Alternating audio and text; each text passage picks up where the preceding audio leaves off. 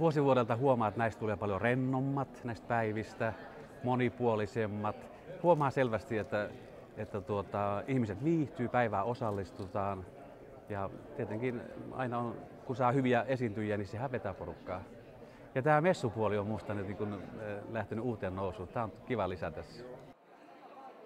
No ensimmäiset messut tuli 2003 ja ne oli tuolla terassisalissa tuolla alhaalla ja sitten me tuotiin ne tänne ylös ja nämä messut on nyt kaikista kävijäystävällisimmät, koska ne on nyt samassa tilassa kaikki. Ne on ennen ollut ripoteltuna täällä joka puolella, tuolla Helsingissä oli aulassa ja tässä aulassa.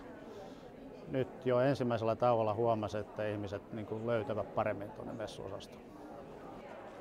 En nyt luettele kaikkia, mutta meillä on rahoitusalalta, meillä on kirjakustannusalalta, meillä on eduskunnan kirjastoa, meillä on hotelleja, meillä on laivayhtiöitä.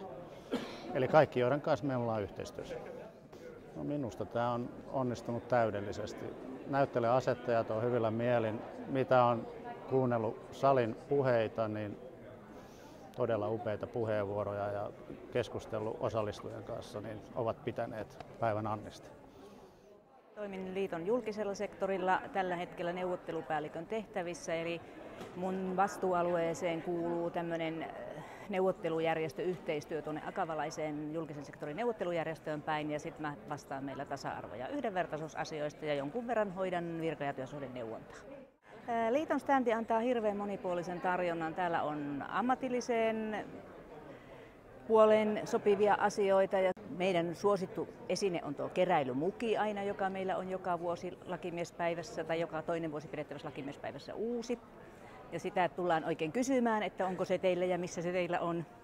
Ja sitten meillä on vapaa-ajan viettoon liittyviä mökkejä ja muuta semmoista vastaavaa.